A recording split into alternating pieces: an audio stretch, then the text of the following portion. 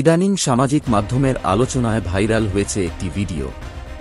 একটি স্কুলের ক্লাসরুমের দরজার পাশে দাঁড়িয়ে আছে এক ক্ষুদে শিক্ষার্থী। তার চোখে মুখে আবেগের ছাপ।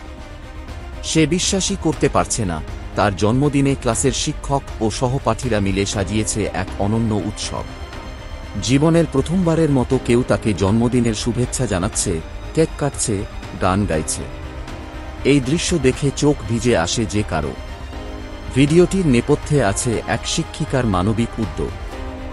জানা গেছে, শিশুটির পরিবারের আর্থিক সংকট ও সামাজিক প্রতিবন্ধকতার কারণে আগে কখনো তার জন্মদিন পালিত হয়নি। এই অনুষ্ঠান শুধু একটি জন্মদিনই নয়, সমাজের বৈষম্যের দেয়াল ভাঙারও ইতিহাস।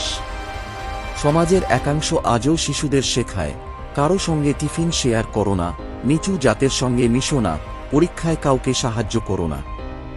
এই চিন্তাভাবনা শিশুর মনে জন্ম দেয় হিংসা, বিভেদ ও স্বার্থপরতার।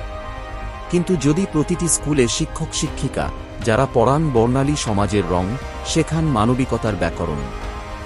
ভিডিওটির শিক্ষিকা যেমন লিখলেন ভালোবাসার নতুন এক অধ্যায়, শিশুটির হাতে তুলে দিলেন আত্মবিশ্বাসের খাতা, যেখানে লেখা আছে, তুমি একা নও।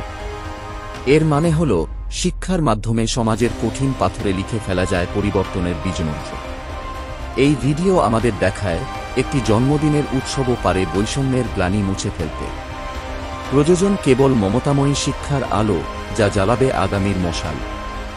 শিক্ষকতা যদি হয় মানবতার সাধনা, তবে প্রতিটি ক্লাসরুম হবে সাম্যতার মন্দির।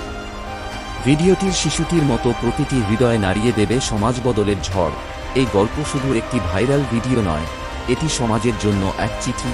লিখে ফেলুন ভালোবাসার ইতিহাস, পাথরে নয়, মানুষের হৃদয়ে।